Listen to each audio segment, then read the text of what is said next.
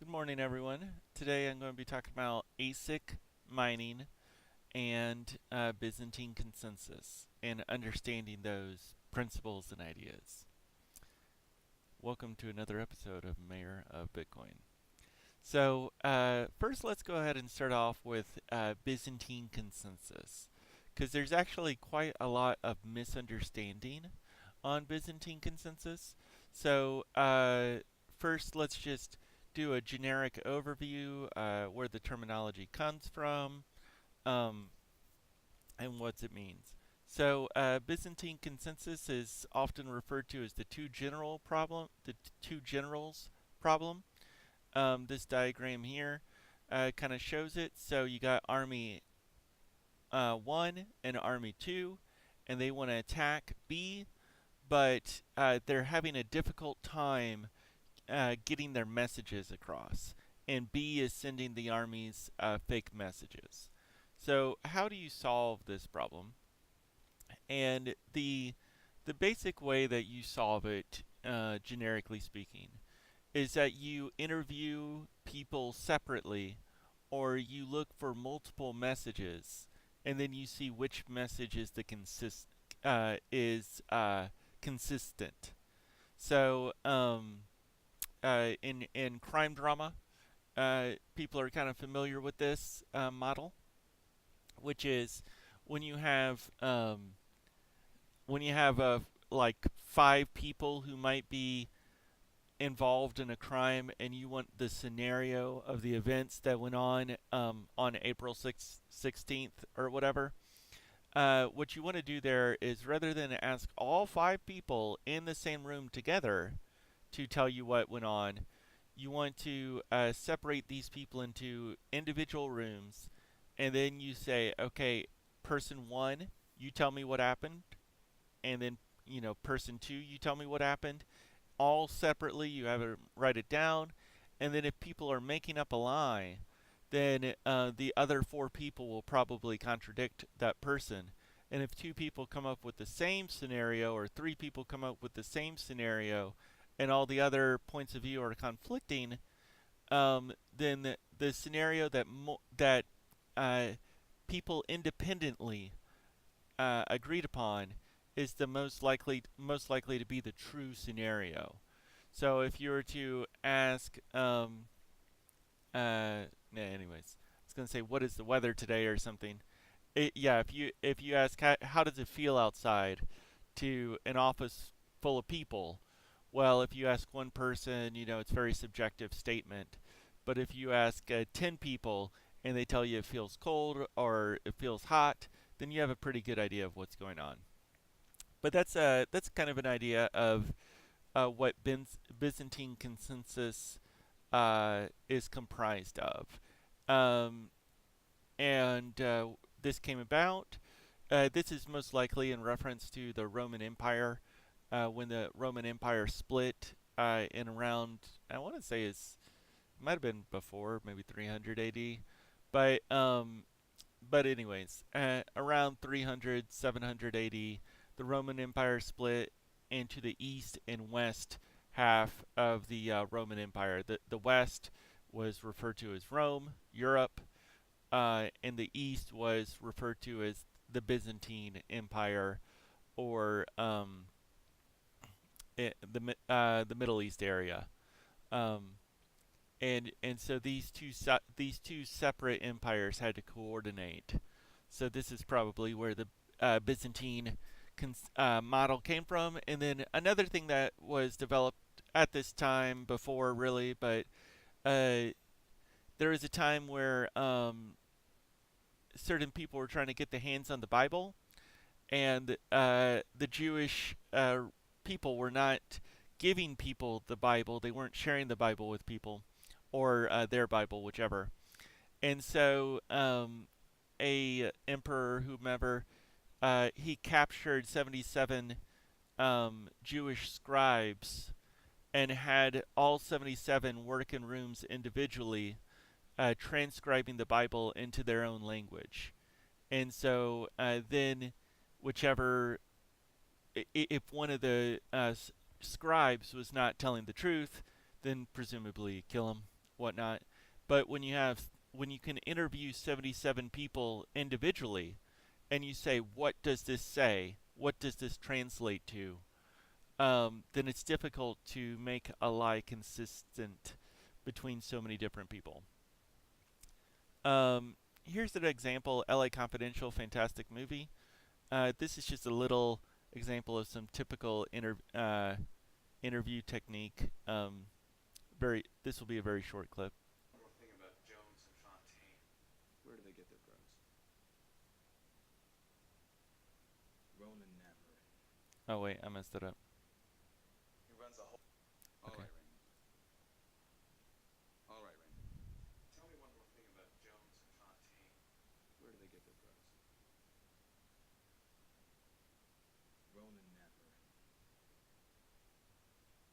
He runs a hole up on Bunker Hill. And he sells Red Devils. Actually, it's good. I'll give him that. I'm gonna take a break. You know, Ray, I'm talking about the gas chamber. You haven't even asked me what this is about. You got a big guilty sign around your neck. So, okay, so that's just a fun little clip. I'll do one more part of this clip just for fun because this is a fantastic movie. So let's go here.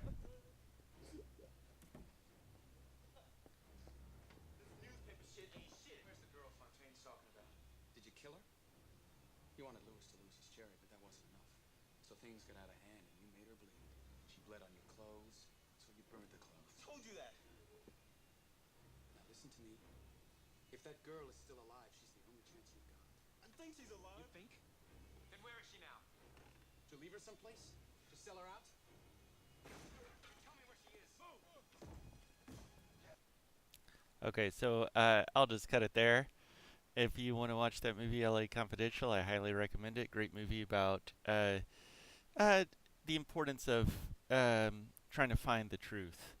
So okay, so that's a little bit about Byzantine consensus, and then in terms of so there's the prisoner's dilemma, which is a totally separate issue. But what you saw there is how he had the people in separate rooms sharing only little bits of the testimony to effectively get them to not trust each other, and thus they're more likely to be truthful because they can't prevent two of the other people from lying. Okay, so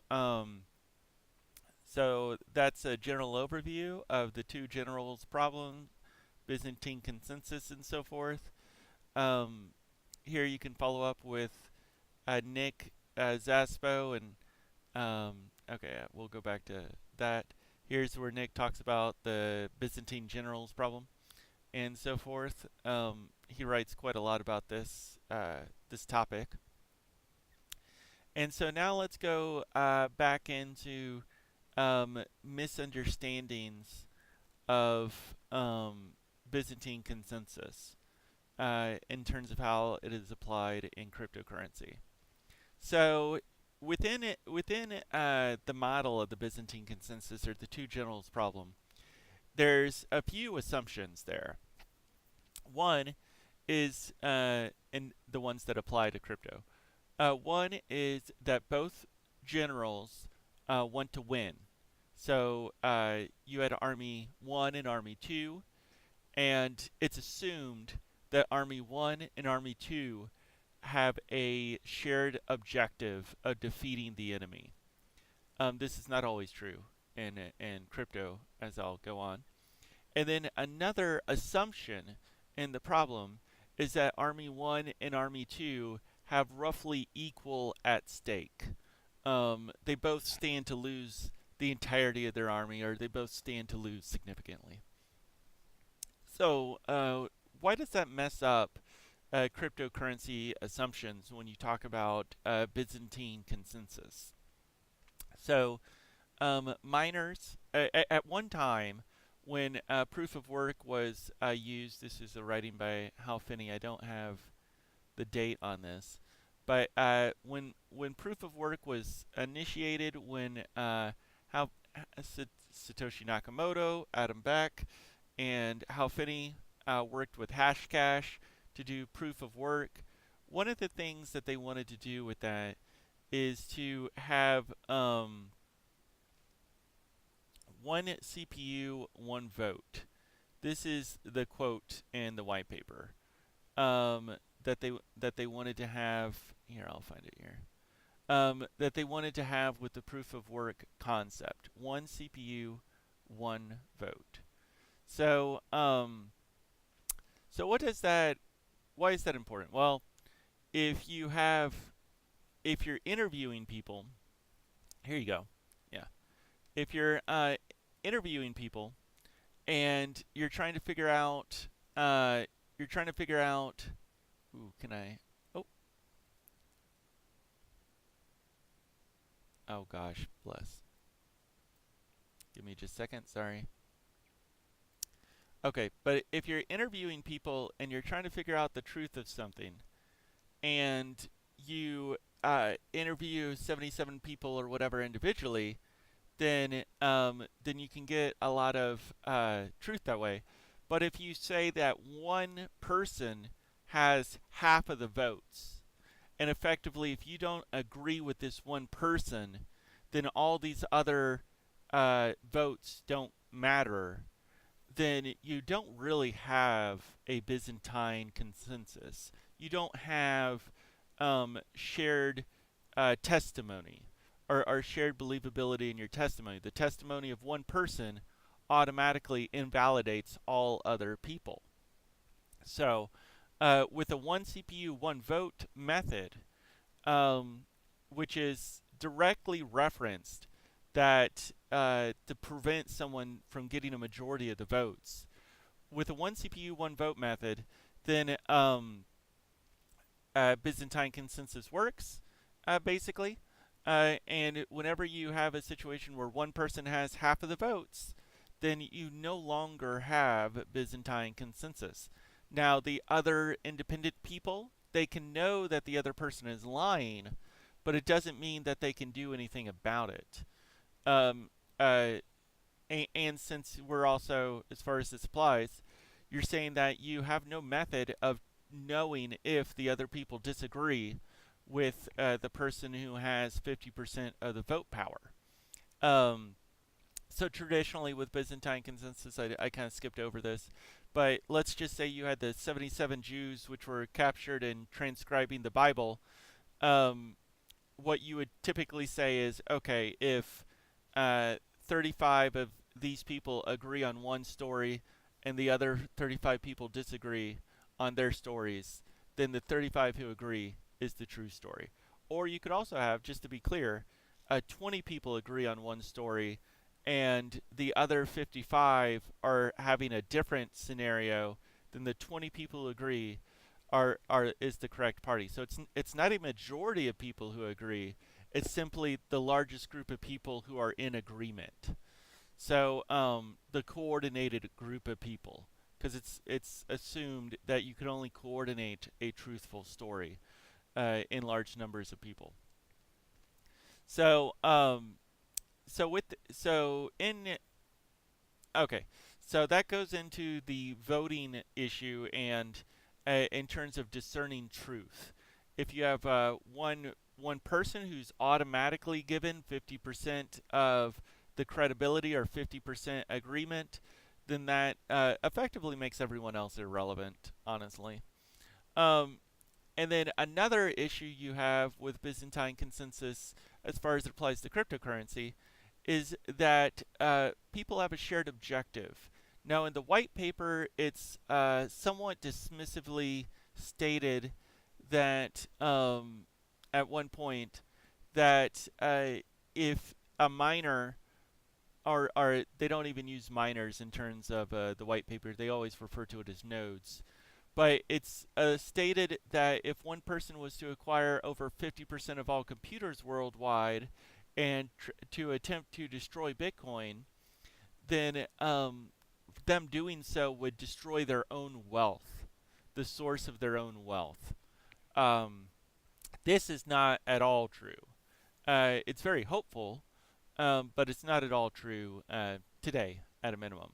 The idea behind that and the idea behind the one CPU, one vote scenario is that so you have one CPU, one vote. If there's no such thing as an ASIC, but there is such thing as an ASIC, which I'll go into briefly.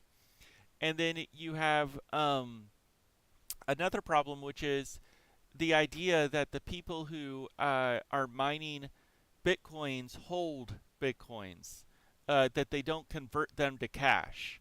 So, or that their miners become useless if Bitcoin becomes useless.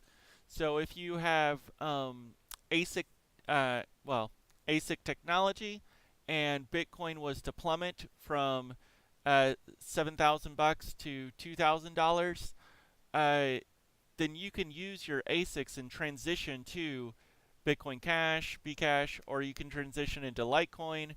You can transition into any other similar technology. So all your eggs are not in one basket when, as was referenced in the white paper. And another thing you can do with, which is kind of more obvious to us today, you can sell your bitcoins.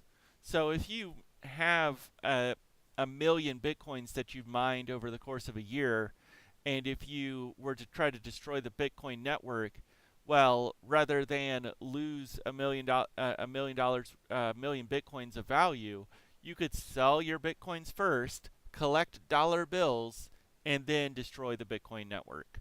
So the assumption that because you have mining equipment, you also therefore must support the continuation of Bitcoin is just that's simply not true. There's alternatives that you can mine, such as Litecoin or Bcash, and you do not have to support Bitcoin simply because you own mining equipment. Likewise, it is also not true that you must hold on to large numbers of Bitcoin in order to own mining equipment. Mining equipment is a separate issue from owning Bitcoins. Um, okay, so and then lastly, I'll say with Byzantine consensus, when it comes to the nature of truth, this is another issue that people get confused about. So, with the idea with these two generals, Army 1 and Army 2, and they're both trying to coordinate their attacks so that they all live, the idea is that they all have roughly equal stake or equal potential of loss. So there's some people who might own a million bitcoins, and there's a person who might own a miner, um, and the miner can move from any network to another. If it's an ASIC miner, Litecoin and Bcash are his options. Um, but the person who owns a million coins of Bitcoin, he cannot move. He or she cannot move to Litecoin or Bcash without selling all 1 million coins. And if you're to try to do that in a short time frame, then you'd have a real problem on your hands. But you can move your mining equipment without trouble whatsoever. So the stake is not at all. It's not equal. The people who actually hold on to the coins have much more at risk than the people who have mining equipment that can mine a variety of coins. Um, and then also as far as I should turn on my lights, but as far as it applies to voting power, uh, is as it applies to Bitcoin, the person who has the coins has no voting power, and the person who owns the equipment has 100% of the voting power. And then once you include ASICs in there, one person, Jihan Wu, has roughly 50% of the voting power once you include ASICs. So what are ASICs? What are ASICs and how does mining work? So ASICs are a specialized piece of computer technology that is used to mine a specific crypto algorithm, but you can kind of think about it as hacking. It's really equivalent to hacking, or like a cheat code or whatnot. Uh, Proof of woo, I think is what it should be called from now on myself. But anyways, um, so in terms of the efficiency of ASICs, there's just no comparison to a hacked system versus a non-hacked system, um, or term cryptography. Now, of course, all cryptography can get hacked, and someone can acquire all the gigahash, but this takes maybe a couple years, maybe 3 months to develop the hack, another 3 months to produce it, and then another year to a year and a half to become profitable off your initial investment. So, so ASIC for Bitcoin is about 35,000 times more efficient than regular PC mining or CPU mining.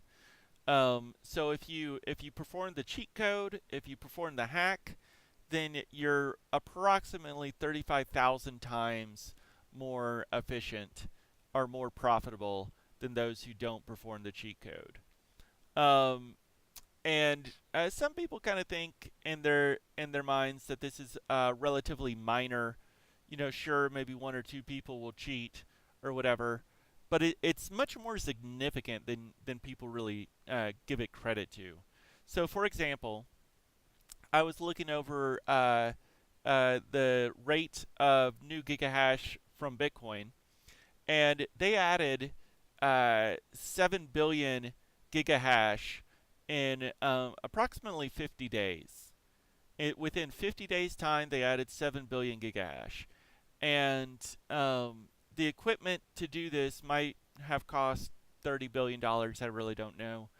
But just to give a comparison, if this was performed with Ethereum and someone wanted to match them 50-50 so that Jihan Wu did not have over 50% of the gigahash, they would have to spend $35 trillion in hardware over those 50 days. So that's the scale of the advantage of ASIC. Within 50 days, Wu produced the equivalent hash rate of $35 trillion worth of hardware for people who are not using the cheat codes. So there's virtually no possibility of competing. It's not considered an open market. There's patent protection. There's nationalized protection of the equipment, mineral rights, and some other issues. So so that's the scale. Once you get ASICs involved, there's really no. It's just not one CPU, one vote anymore at all.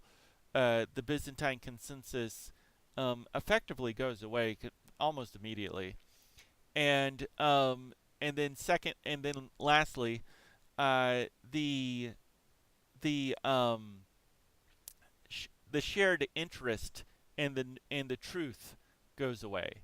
So when you have one CPU, one vote, one thing that people underappreciate with that is that everyone gets a distribution of bitcoins in proportion to the amount of computers they own. So it's quite a broad distribution of bitcoins.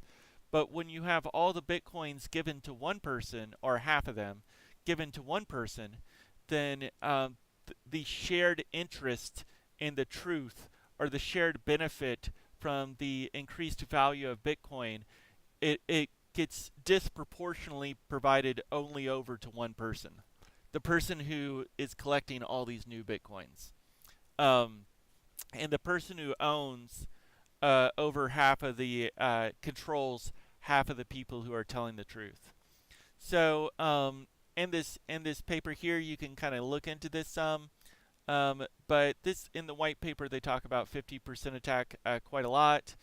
And in the white paper they say that if one person was to own 30% of the network, and if you were to make the statement that how long would it take for people to figure out that someone is cheating or lying, according to this here, it would take about an hour for 95% of maybe 2 hours for 95% of people to become confident someone is cheating and lying. That's with 30% consensus.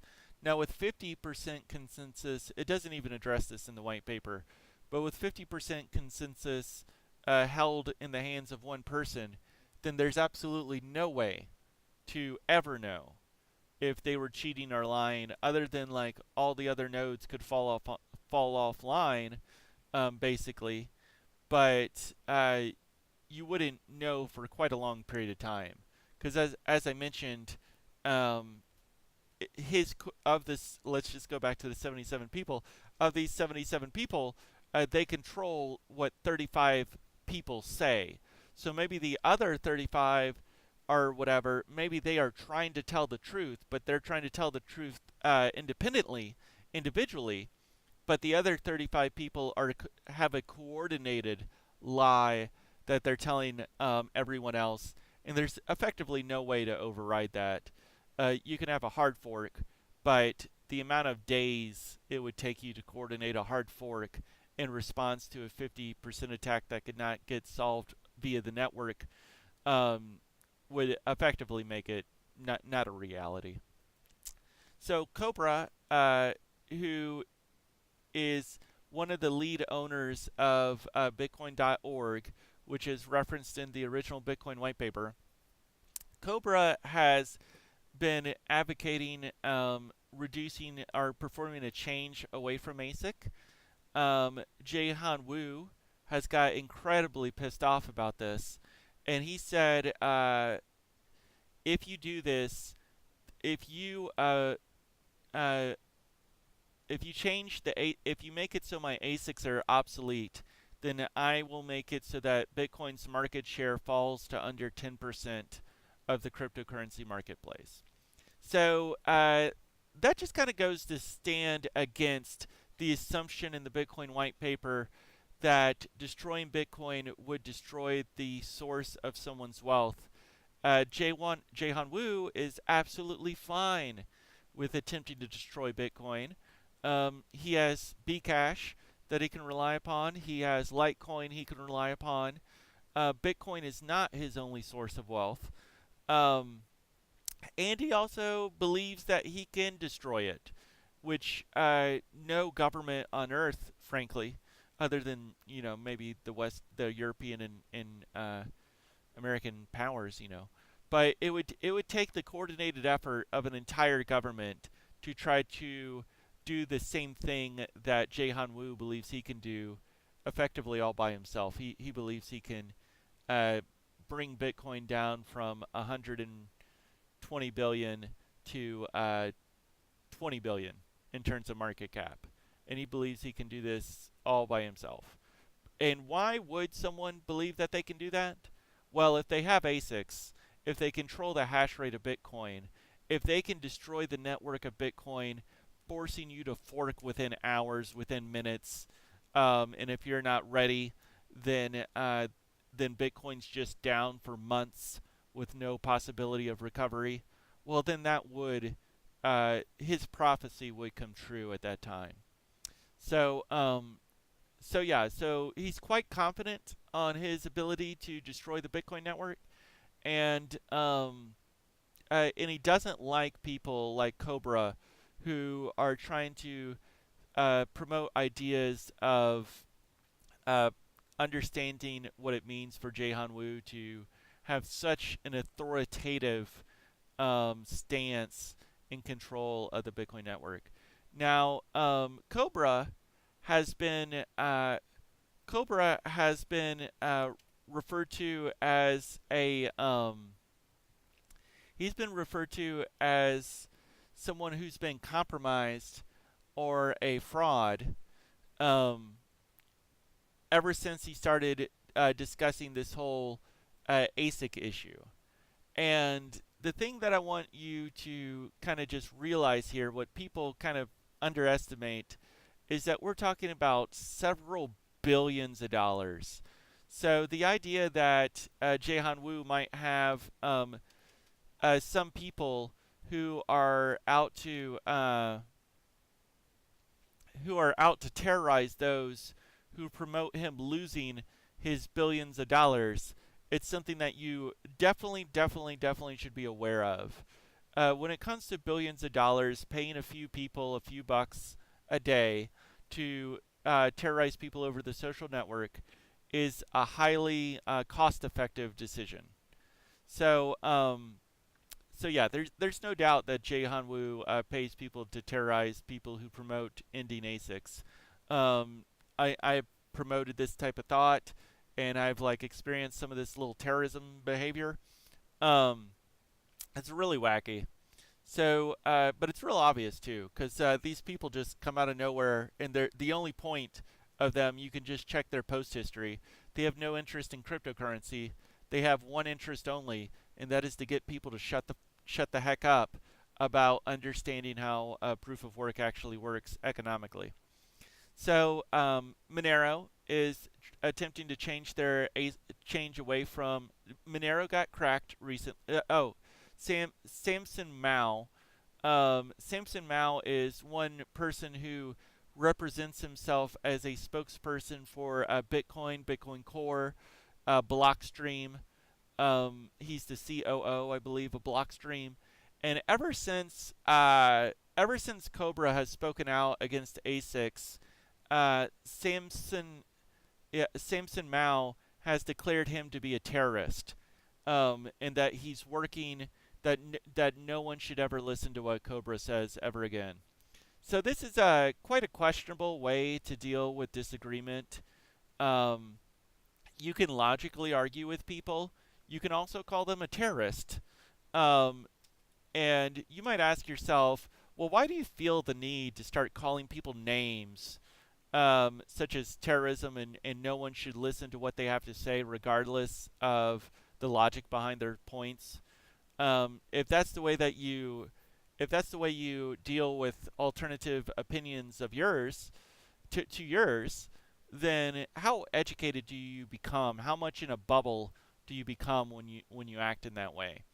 A lot of people a lot of the moderators of the Bitcoin community, frankly, act like this. Stop Decrypt has harassed Cobra.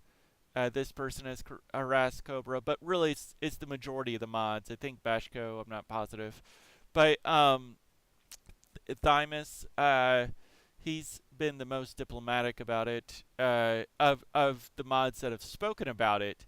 But either if you're a Bitcoin mod, either you don't talk about it, or you say that anyone who suggests changing ASICs is a terrorist and needs to leave Bitcoin forever and not become a part of Bitcoin ever again. So either you excommunicate people who talk about it, or you just stay silent, because there is no option of having an opinion where you promote removing ASICs from Bitcoin, not socially. If you talk about this on Twitter, if you talk about this on Bitcoin, if you had any authority, you will be excommunicated from the Bitcoin ecosphere, social sphere, if you discuss getting rid of ASICs. This is what most of these people, at least the most vocal and harassing of these people, they are hard. They are hard against change, the concept of change. Only when it applies to ASIC, everything else they want to destroy. They destroy the government, destroy the banks, destroy everything. ASICs, great. Jihan Wu, fantastic. Never hurt his feelings ever. It's really pathetic, I would say. Childish is not accurate. Pathetic is accurate. Um, so Ethereum is talking about getting rid of ASICs, or ASIC resistance, they refer to it, and I applaud them for that. I think that's a good idea. Um, Jihan Wu cracked Monero, as many people know, and Monero is getting rid of their ASICs and bricking the Jihan Wu software, which, to be clear, before it got bricked, Jihan Wu sold it to the public. So at very inflated prices compared to what they will be worth after they are bricked. So he has ways to profit under all circumstance.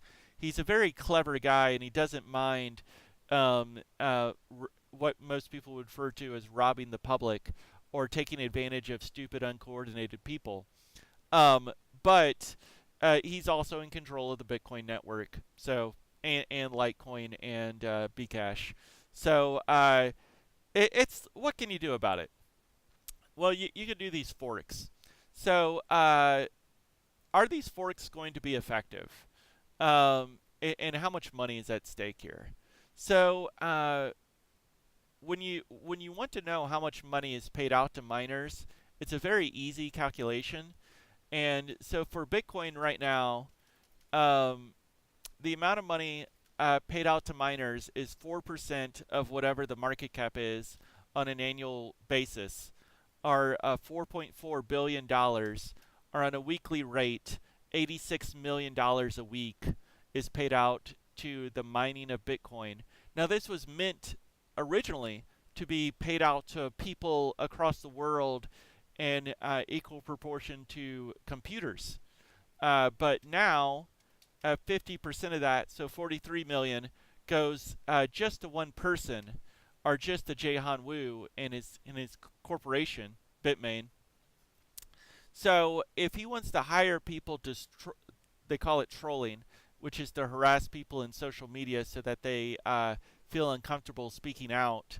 Um, if you're familiar with U.S. politics, there's a man, I think Aaron Burr, who trolled congressmen and used to talk about how their wives were sluts, and how their wives were sleeping around and their children were disgraceful pieces of trash.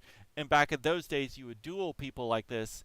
And he killed Alexander Hamilton, and he killed one other person in Congress by effectively trolling them to death. And this is something that Jaehan Wu does, and his corporation does. And the cost to hire online trolls, in terms of, he has a weekly revenue of approximately 43 million. It's probably more, but I think my math is still good there. So he can spend 400,000, which would just be 1% of his revenue, and that would hire you about 100 trolls, or 100 social media personalities to try to destroy Cobra and the founders of Bitcoin, and to persuade, to lubricate the political grease of the Bitcoin mod team, so that they come to the belief that anyone who talks about ideas that, you know, all ideas are good ideas unless they're about ASIC, and then you're a terrorist. Without a question, you're a terrorist. So, okay, so it is weird. Um, but it's a lot of money at stake. A whole lot of money. Um, as I mentioned, like about $40 million weekly. That's just Jahan's portion alone from Bitcoin. But from Ethereum, I'm not going to do the math here, but it might be another 15 million a week. With Litecoin, it might be a million a week. I don't know. Um, so it's a whole lot of money. And so now let's talk about what is ASIC, and can it be prevented. So ASIC is kind of the improvement of technology. So part of the idea behind proof of work was that, yes, someone could acquire technology that could compute much faster than what old technology would compute, but this technology could also serve multiple functions. So effectively, the advancement of computers would benefit the world at large. So if you, let's call it, hacked the proof of work system as it traditionally was meant, then you invented technology that makes computers so much faster than they are today. But there's a trick around that, which is, rather than improving computers generically, instead you can just hack the algorithm and make a computer that serves no function, benefits no one in society, has no purpose other than accumulating disproportionately large sums of money for yourself, and your supporters. So that's what ASIC is in contrast to how proof of work was intended. Um, they were okay with the idea of computers getting better at large, with the public benefiting from computers in general. But when you talk about a hacked system that it serves no purpose to the general public, and only one person controls the vast majority of it, then this defeats the general concept of the general philosophy of one computer, one vote, and Byzantine consensus, which is distributed concern over the validity of truth. Um, Now that you no longer have a distributed concern over the validity of truth, then Byzantine consensus does it no longer works. So anyone who tells you that is just wrong. They don't understand it. Um, so yeah, so there's that. And how does ASIC develop? ASIC there's silicon nanometers of electricity, and I believe traditionally computers transmit 12 nanometers of uh, electrical width across a path, and so you can basically say that it requires 12 units of electricity to transmit this unit across the 12 nanometer wide path. And then in ASIC technology, you get this down to 1 or 2 or 3 or 4 nanometers on the silicon chip, which they speculate is about as small as you can go, according to Andreas, but you can probably still get it smaller. Um, it's probably not going to be ever done. And so once you can get it to where you're transmitting 2 nanometers, so now your electrical cost goes down from 12 nanometers of electricity down to 2. And in terms of your general output or whatever, I don't really know why it works at such an escalated level, but you can get 35,000 times the level of reward compared to what everyone else gets if you use this system, per cost, 35,000 times per cost. So if you invest $5,000 in hardware and someone else invests $5,000 in all-purpose hardware, you're going to get 35,000 times more reward if you use the hacked version of Bitcoin, the one that's hacked the Bitcoin algorithm. Um, okay, so now let's just talk about dealing with ASICs, and this is the other concept that people talk about: is can you actually get rid of ASIC? Uh, okay, so this is one more thing I'll mention here, is because people will often state uh, stupidly that that that surely Jihan Wu doesn't own 50% of the hash rate, or if he did at one point, whatever, but he doesn't now, and all this other kind of weird stuff. It's very ignorant. Um, they'll talk about pools, and they'll talk about how, to be clear, Nick Szabo, he literally, I mean, he was doing it in a polite way, but he literally laughed at the people who consider themselves independent, who use pooled hashing, because it's stupid. It's beyond stupid. If Amazon owns your nodes, if Amazon owns your this is in the interview, this is what he literally stated. If Amazon owns your nodes and owns your hashing, where it's pointed, then they own the hash, and this is not considered an independent voice at this point. To be independent, it has to be uncoordinated. So the way that Bitcoin works, or mining works, is that you typically group up into pools, and basically a pool says that we will never disagree with each other, and there's three pools that combined they control roughly 70% of the Bitcoin network, and two of those pools, one of those pools is just Jihan's pool, which is like 35%, and then the other pool is heavily influenced by Jihan. So, but all of them are influenced by Jihan.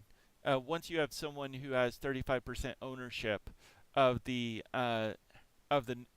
hack or the votes, then really the other groups can't disagree with them unless they are coordinated more than 35%. Um, so, uh, let's look at gigahash and the growth of gigahash.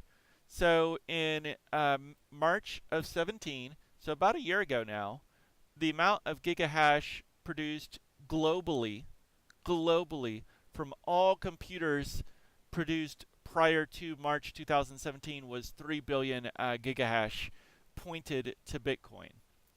Um, Around December, this got up to 13 billion. So about almost 5 times more gigahash over the course of a year, and then within within about 2 months, this increased to 21 billion.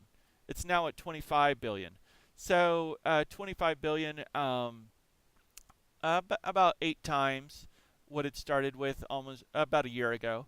So about 8 times what it was a year ago, and over 50% of that, or about 50% of that, produced since January 1st, and 10 billion made in just a couple months.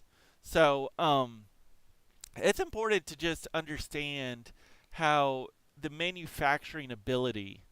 I kind of mentioned for Ethereum, it would cost $35 trillion to manufacture this much gigahash to try to compete with a ASIC system. It's just not possible. If someone controls the manufacturing of the product and it's monopolized, patented, and protected by the state of China, then you really can't compete with that in any kind of uncoordinated fashion. Now you have this false idea that Halong mining will compete with Bitmain. This is absolutely not true. Absolutely not true. Halong mining, they might produce less than they will never tell you that they'll produce more than this, but I don't think that they will ever produce in their lifetime more than 5% of the gigahash. But they talk about like they'll someday get to 50% or 80%, but they won't. They'll never produce more than 5%. Yet they tell you that they're going to destroy Bitmain. Not true. All right, so will changing the proof of work algorithm get rid of ASICs permanently? No, it won't. You would have to change the algorithm at some regular rate. Once a year might be enough. Once every 2 years would probably work well enough. Once every 6 months, like Monero is planning to do, will definitely prevent ASIC. Now, the other question is, how do you plan for what you're going to change it to? So if you say like in 6 months we're going to change it to this, in 6 months we're going to change it to that, and then 6 months we'll change it to this, well then you haven't solved the issue, because someone could start creating development for products a year and a half in advance and be prepared, and then they can just take over your network whenever it comes if they were to suddenly acquire it was a changeover and they had the ASICs planned for your change. So you have to be random in what you're going to change it to. So maybe you have a dice and you got 12 different options, and every 6 months to every year you roll the dice and you just change it again. Roll the dice, change it again. And if you change more often than a year, frankly, even even if you're to tell people what you're about to do in a year, it would still be difficult to both develop the ASIC, perfect it, and put it into production and manufacturing. That's the real bottleneck on the ASIC stuff. Everybody kind of people kind of think, well, I just want an ASIC. I'll just buy one.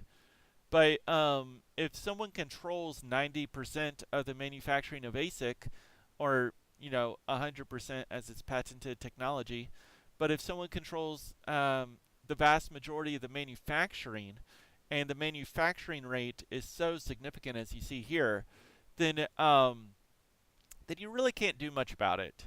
It's not you have no options at this time. But still, to get to this level, you can't do it in 6 months. Maybe in a year you can, but you can't do it in 6 months. I guarantee you. It just takes too long. So can you get rid of ASICs permanently by changing the proof of work? You cannot.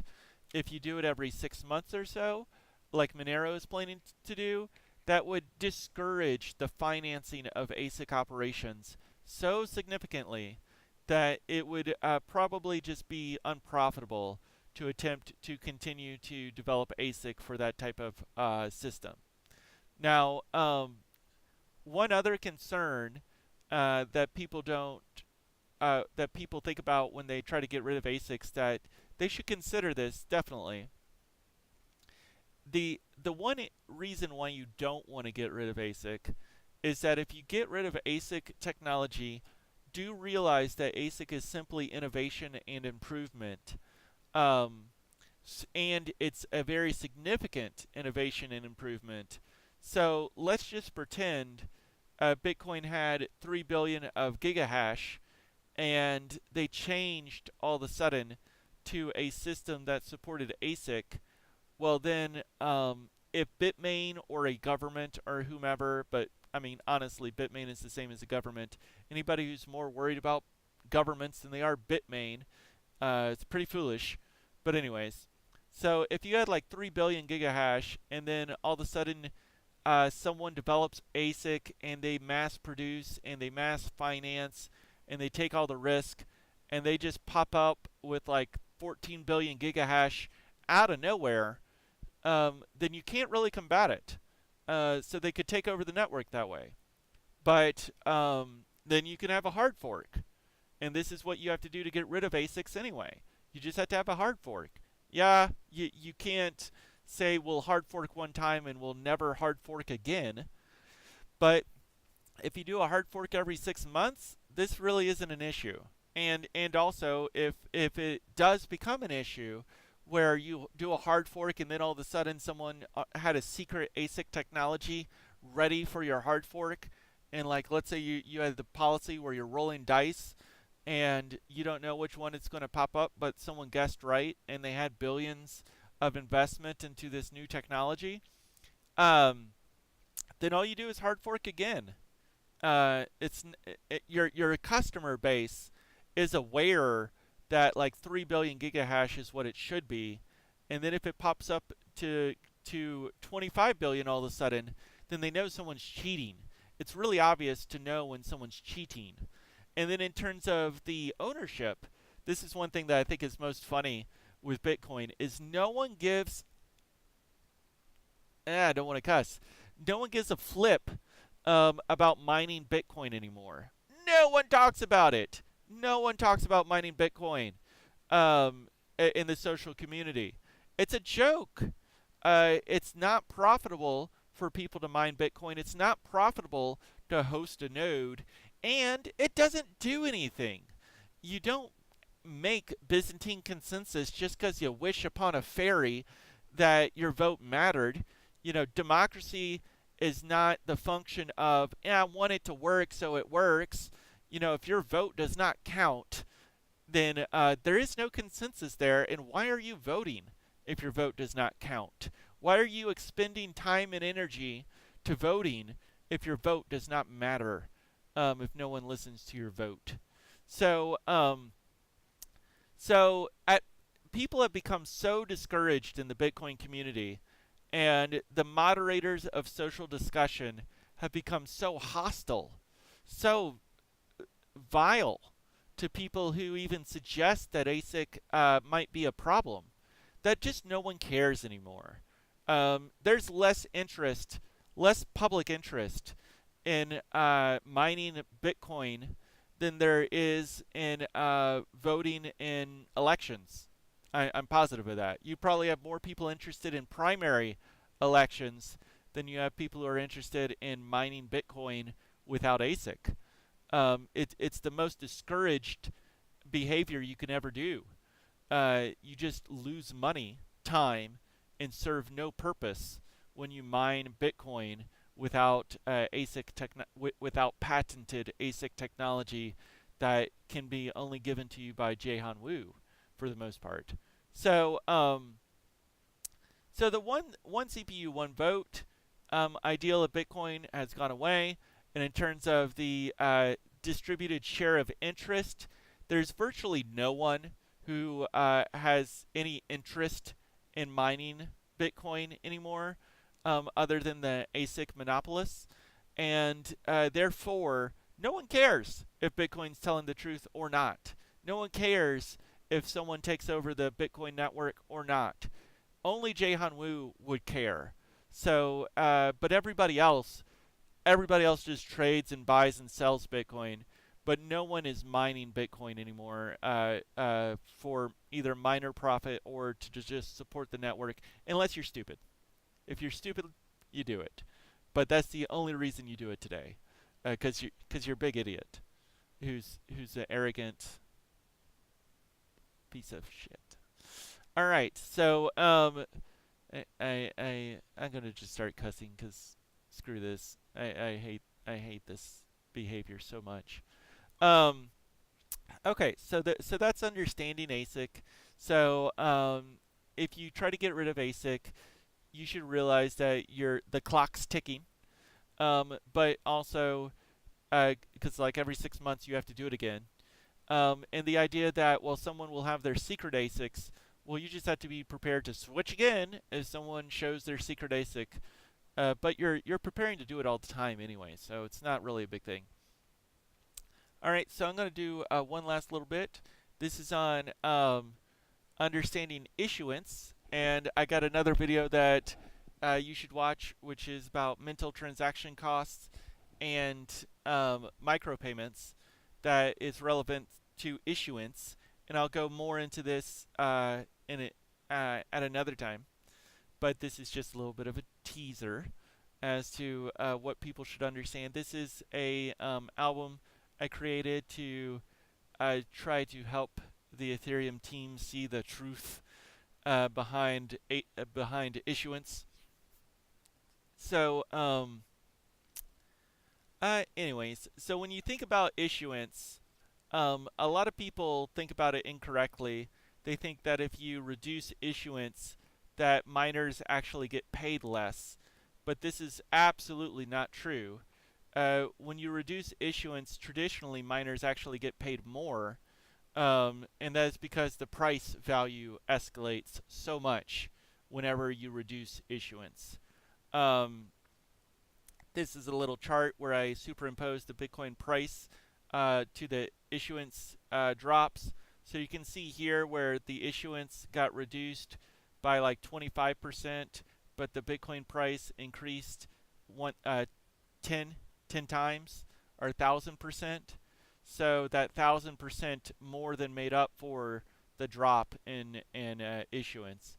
And here issuance dropped again, and the Bitcoin price, as we all know, went from 1,000 roughly to 7,000. So the sevenfold increase in price more than made up for the 50% reduction in issuance. So miners often get the idea that if you and people in the public, if you reduce issuance, that you're reducing the payout to miners or the support of the network.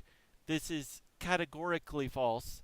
People who believe that have no understanding of basic math, or no concern. That's really the most common thing. The anti-bankers, anti-investment capitalists, anti-government, anti-intellectual discussion group of people. These people who are just anti everything in the world. These people are just they really just don't care to even read anything, books, talk with people, experts, whatever. They just care about nothing other than um, uh, making derogatory statements toward people's character, accusing them of being terrorists, and harassing them in social media, and joining in with the fun that these people are often ignorant of that Jihan Wu has some people that he pays to harass people. So they're so scared of getting harassed that they join the team of the harassers, because if they don't, then they'll get harassed, and their weak, sensitive, ignorant feelings will get hurt. So they have to join in the harassment of others. It's really sad, really sad.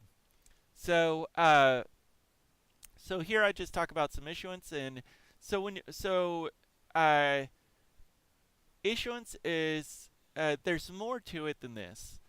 There's more to it than I've let the public know about. I'll go into this more in the future, but all you want to think about with issuance primarily is the percent of inflation for your currency. So what you want is your inflation rate to be less than 2%, ideally. If you have an inflation rate, 2% is sort of a magic number. But if you have an inflation rate that is below 2%, then you're effectively have less inflation than gold, because new gold is discovered in the ground. You have less inflation than the than U.S. and Western governments when you get to around 2%. Um,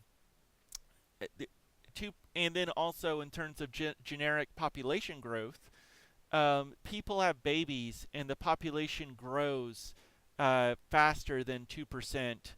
I think in GDP, I should say. Yeah, I know GDP grows. GDP grows at a rate of between 3 and 10%. 10% of your country is doing great, like India. 3% of your country is going backwards. America is around 5 to 7%, I think. So when you're below the rate of GDP, like 2%, and you're half the rate of GDP, which is like 5% or whatever, then you have a lot of financial strength and stability in the worth of your product. Like gold, for example, is very strong because population grows faster than gold is accumulated. New gold is discovered and mined. So that's the importance of understanding issuance like that. And so what you can do in terms of this concern issue, and if you don't get rid of the ASIC, which I don't always say that you have to get rid of ASIC. I don't want to say that you should want to. You should want to. But whether or not you have to is kind of a different issue. But everyone should want to. And everyone should understand that allowing ASICs breaks Byzantine consensus.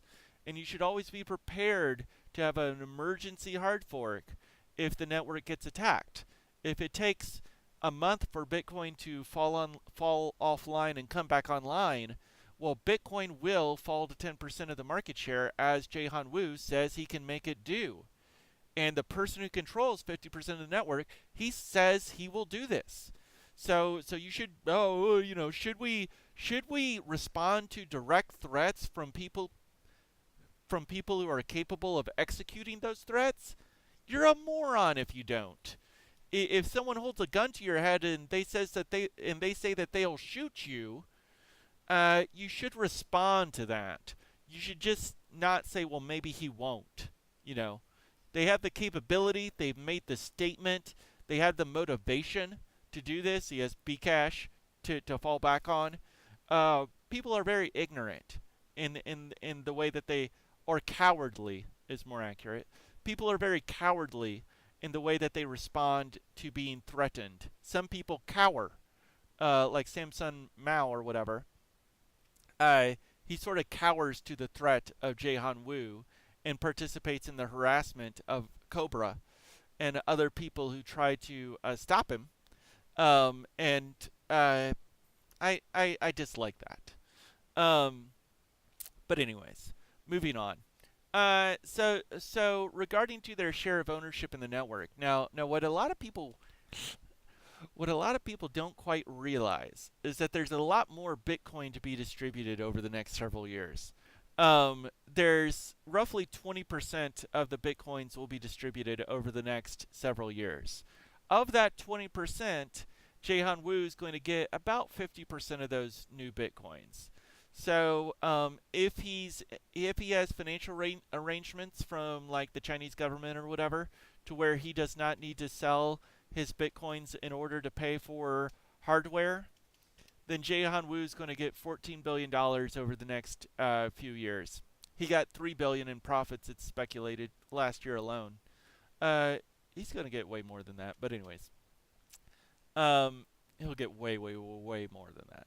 But so the issue with issuance is that if you wait, like if you were to fork Bitcoin now, then Jaehan Wu probably already has 1 or 2 million bitcoins. So could he tank the market? He can absolutely tank the market by selling his 2 million bitcoins all in 1 or 2 or 3 days, to destroy the dollar value of bitcoins. Now that doesn't ruin the network. He can ruin the network as well, but destroying the dollar of value of bitcoins would ruin the lives of many people. The people who hold Bitcoin coins, the hodlers, the people who bought Bitcoins. Um, and he can just fall back to Bcash if he wants to. That's the advantage for him. He has eggs in multiple baskets, where of course everyone should, but the idea with a lot of people, they purport maximalism, are like Bitcoin only, destroy Bcash, Bitcoin only, destroy Bitcoin Gold, Bitcoin only, screw Ethereum, Bitcoin only, screw Litecoin. These types of people would get very negatively affected if Jaehan Wu attacked the Bitcoin network. And so would the people who've gone on to develop Bitcoin and have ignored the problem. So you do have a little bit of a catch-22. Can Samson Mao, can he go on to say that ASICs is a problem and then acknowledge that he acted far too late, and it's nearly unrecoverable, at not at this point, but soon. It's nearing an unrecoverable period. Can someone admit to making mistakes? What's the difficulty of admitting to making a mistake and potentially destroying your reputation? Your reputation is that you're flawless and perfect and a shiny little snowflake. And then when you feel intellectually threatened, you call people a terrorist. So, anyways, these people are very reputation focused, not intellectually focused. So, anyways, so with the issuance issue, if you are to fork a coin, and let's just say Jaehan Wu owns 5%, 1 million of the bitcoins, and you're to fork Bitcoin, can you exclude his accounts from the forked coin? You cannot. So in a situation where Bitcoin was actually in a surprise attack, these attackers don't tell you, I'm about to do it, I'm about to do it, I'm about to do it. But if Bitcoin was in a surprise attack and the price was plummeting, and Jaehan Wu like sold his Bitcoins previous to this, so the price is plummeting, and now you're trying to get a forked coin going a month later, or a couple weeks, or hours maybe if you're actually prepared for it. You're trying to get a forked coin going hours later. Of course, he'll attack that one again. But what's even more relevant is if he owns 1 million bitcoins, he owns 1 million of whatever coin you fork to. There's no way to exclude his coins from your new forked coin. So if the ASIC thing is not responded to and issuance is not changed, then Jaehan Wu could easily have 3 million bitcoins by the time it's all said and done. And if you're to try to fork away from Jaehan Wu, then it's effectively like having someone who will always have 15% or so ownership of the new coin, always selling and trying to tank the coin as hard as possible. And even if it works and the coin grows, well, he has 15% of ownership of that too, even for being a terrorist. So that's why when you think about issuance, one aspect you want to think about issuance is if you recognize that the system is unfair, such as in the case of Bitcoin, it's astronomically unfair and ineffective. Uh, what one thing you can do is immediately reduce the issuance, and that's what I would recommend people to do. And if you reduce the issuance to where rather than paying Jihan Wu 15% of all the bitcoins, if you reduce the issuance and he's only paid 3 to 5% of all the bitcoins ever, that's sure it's a lot. But if you're to fork a coin, he can't destroy the marketplace by liquidating the forked coins each and every time. But if he owns 15%, there's no way you can fork. You would literally have to start over with a new product altogether, or alternatively, you would have to everyone who owns Bitcoin would have to accept like 100% loss of dollar value or a 90% loss of dollar value. Not to say that that would actually destroy the functionality of Bitcoin, but in terms of a store of wealth of gold, as it's often been described, if Bitcoin was to lose 90% of the dollar value in response to a terrorist, um, then is Bitcoin still Bitcoin at that point? And realistically, if Bitcoin was to lose 90% of its dollar value because of Jihan Wu's terrorist actions, uh, wouldn't you just go to Ethereum or Monero? You know, where Jihan Wu can't even touch Monero. So you have to be aware of these things. You have to think about these things a little bit. Now, there's some more ideas behind this that I haven't shared with people. I will discuss more at another time. But these are very important concepts to understand, think about, and these are billion-dollar mistakes that Bitcoin and Ethereum and other blocks chains are making. These are billion-dollar mistakes. Very, very significant. They destroy the fundamental security of the blockchain. They'll say, yeah, more gigahash is more secure. Idiots. Idiots. That's not true at all. I mean, to some degree. But that's ignoring every other form of an attack. You have to be able to combat all forms of an attack. People don't, I kind of refer to it as locked doors. Um, if no one can if no one can break into a house that has one or two deadbolts on it, adding 100 deadbolts does not make that house more secure than the house that had one or two deadbolts. And if you add 1,000 deadbolts to your door, the attacker will use a window. They'll use the back door. They'll use another way to get into your house. They won't try to break down the 1,000 deadbolts, and then no matter you get more scared and you add 10,000 deadbolts, doesn't there's still a window, there's still a door, there's still other ways to get in or get you out of your house. So, uh, uh, small-minded people will say more gigahash, more secure. That's not true. Um, the better your Byzantine consensus, you are always more secure if your Byzantine consensus is more improved. That is very true. That is very true.